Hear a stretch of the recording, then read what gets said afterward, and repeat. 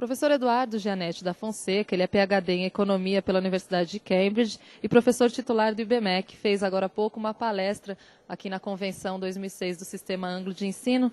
Professor Eduardo, você é economista falando sobre um tema, o valor do amanhã, né?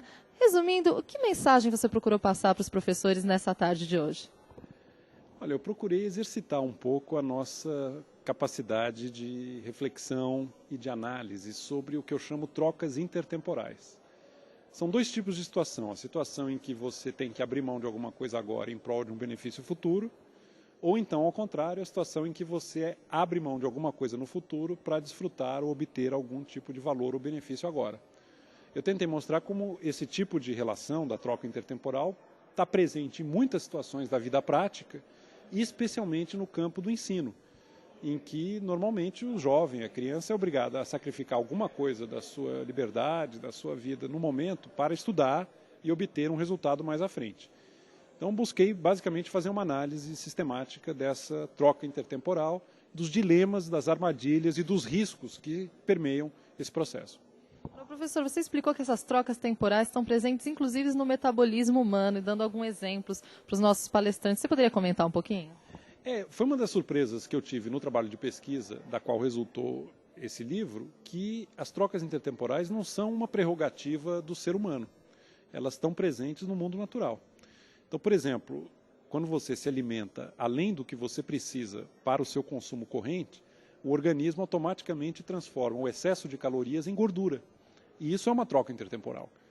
Você passa a ter uma reserva, uma espécie de poupança precaucionária para consumir se por acaso você precisar fazer um consumo muito concentrado de energia, ou se por acaso você vier a passar fome durante algum tempo. Você não sucumbe porque você tem uma reserva feita da época da bonança alimentar que te permite manter o seu nível de atividade. Então o nosso gene, de certa maneira, já incorpora uma troca intertemporal. Sem nos pedir licença, ele toma algumas providências em relação ao futuro, por exemplo, poupando as calorias em excesso que não são consumidas. Professor, você comentou que na puberdade, o jovem, né, ele já tem condição de fazer essa escolha, né, entre os valores, o futuro e o presente, porém, os hormônios estão presentes e agindo de uma forma conflitante, né? Como é que seria, qual seria a instrução para as escolas para poder instruir melhor esses jovens sobre esse respeito? De fato, a adolescência e a primeira juventude é uma fase da vida marcada pela impulsividade. Os sentimentos são muito fortes, os arroubos, há toda uma propensão a agarrar o momento e desfrutar o momento e não pensar no amanhã. Eu acho que uma grande missão dos pais e educadores é tentar alertar os jovens para as implicações das escolhas que fazem. O que eles serão no futuro, por mais difícil que isso possa parecer na cabeça de um jovem, vai depender muito do que eles fizerem agora. E eu acho que muito do que os pais têm no seu diálogo com os filhos e descendentes é exatamente tentar chegar a um equilíbrio em que não se sacrifique demais a juventude em nome do futuro, porque isso também não faria sentido, mas também não se sacrifique demais o futuro em nome de prazeres e momentos efêmeros da juventude. Eu acho que o desafio é chegar em algum tipo de balanço ou de equilíbrio nessas duas forças. Quer dizer, família e escola, então, têm um papel fundamental nessa questão. Isso é uma coisa que os estudos vêm mostrando de uma forma cada vez mais forte. A escola sozinha não dá conta do recado. Se não tiver uma boa estrutura familiar e algum tipo de suporte no ambiente da casa, não há escola que resolva o problema da formação de uma criança ou de um jovem. Família e escola têm que estar integradas e o suporte familiar é muito importante para o desempenho escolar. Hoje nós sabemos empiricamente que a escolaridade dos pais conta muito no resultado educacional dos filhos, não importando tanto assim a qualidade da escola. Então essas duas forças têm que estar juntas, trabalhando do mesmo lado, e sabendo que é do interesse do próprio jovem que alguns sacrifícios sejam feitos agora para que ele possa melhorar o seu amanhã. Bom, e melhorar esse amanhã, uma questão muito importante é o cenário que a gente tem hoje, diferente do cenário de alguns anos atrás, em que a gente tem um tempo maior aí da velhice, né? Eu queria que o senhor comentasse um pouquinho sobre essa questão dessa mudança de cenário e como é que o senhor imagina que daqui a um tempo esses jovens de hoje vão estar. Pois é uma grande mudança pela qual a humanidade está passando. A geração dos meus pais, dos meus avós, tinha uma expectativa de vida muito menor do que se tem hoje. Naquela época, uma pessoa vivia, em média, 40, 50 anos. Era a média. Hoje em dia, a média, a geração dos meus filhos, vai viver 70, 80, 90 anos. Se isso é o caso, e é verdade, isso é um fato do mundo em que a gente está, significa que você vai ter que pensar na sua vida, no tempo, de uma forma muito mais consistente, muito mais aprimorada do que era o caso no passado. Você vai ter que pensar na sua longa aposentadoria, que vai durar muitos anos, no que você vai fazer do seu tempo numa etapa em que você não vai mais estar trabalhando, se você desenvolveu valores e recursos espirituais para ter uma velhice frutífera, com algum tipo de realização ou de sentido. O fato das pessoas viverem mais tempo significa que elas vão ter que repensar não só a velhice, mas todo o ciclo de vida. Toda a trajetória vai ter que ser repensada à luz de um horizonte muito maior. É muito diferente uma maratona e uma corrida de 100 metros. Antigamente a vida era uma corrida de 100 metros. Olhando mais para trás, você ia viver pouco e tinha que dar tudo na saída. Hoje em dia você vai para uma maratona. Você tem que pensar que se você queimar o pavio cedo demais na corrida, você vai ficar muito ruim na etapa final. Você vai chegar mal. Você tem que pensar nessa corrida de uma maneira muito mais cautelosa. Nós vamos sair de um mundo que se preparava para correr 100, 500 metros rasos e passa a correr uma maratona.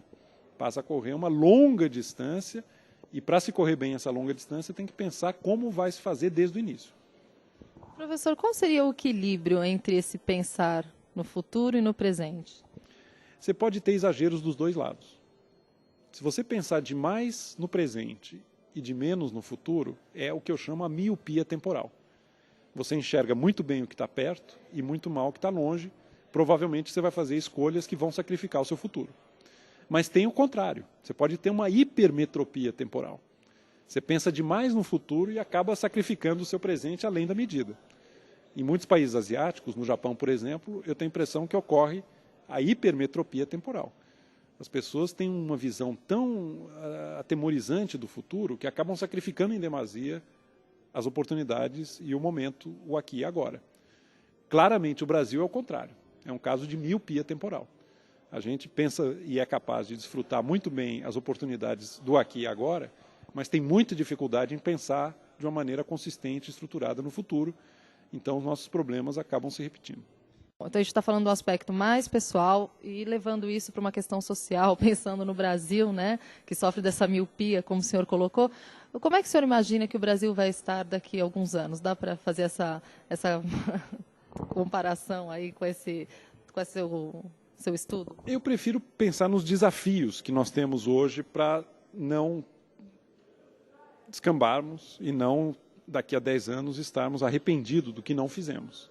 Acho que tem 3 desafios. Primeiro, educação fundamental de qualidade. Nós não vamos ser um país próspero, um país bem resolvido, enquanto nós não tivermos um ensino fundamental de qualidade para todas as crianças na idade escolar. Nós estamos muito longe disso. Nós conseguimos avançar na cobertura da rede de ensino, mas a qualidade do ensino é muito precária, deixa muito a desejar. Então esse é um primeiro desafio de pensar no amanhã. É transferir ensino de qualidade para as crianças que estão entrando agora na escola. Segundo desafio, na outra ponta, previdência. Nós estamos criando um enorme déficit previdenciário no Brasil porque há um desequilíbrio entre as contribuições e os benefícios. Isso tende a se agravar se nada for feito. Nós vamos ter que fazer uma grande e corajosa reforma no sistema previdenciário brasileiro para termos daqui a 10 anos um sistema equilibrado. E o terceiro ponto, meio ambiente. Poucas gerações de brasileiros estão destruindo de forma irreparável recursos ambientais, ecossistemas, florestas, que não têm como serem reconstituídos. Ou seja, poucas gerações estão queimando um patrimônio enorme que vai prejudicar as gerações futuras se nós não pararmos e não pensarmos nisso com muito mais cuidado. Então, acho que há uma série de desafios no campo ambiental para nós fazermos um uso mais prudente e mais inteligente desse enorme patrimônio com que o Brasil foi premiado, que é, por exemplo, uma floresta amazônica, o que resta da Mata Atlântica, o Pantanal, o nosso extraordinário e magnífico litoral. Eu acho que a questão ambiental também está muito colocada nessa discussão.